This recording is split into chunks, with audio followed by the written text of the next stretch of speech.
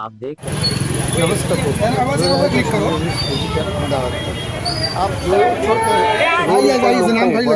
Scan करावे छे एकदम सिंपल छे। स्केन कर्या पछी एक मिनिट तानी लखવાનું नीचे ऊपर તમારું જ્યાં નામ આવે છે ત્યાં નામ લખી બસ અહીંયા લખો અને સેન્ડ લખી દો આવી જશે ઓકે હવે અહીંયા સેન્ડ કરી દો જેનાથી તમે ઓકે થઈ ગયું ડન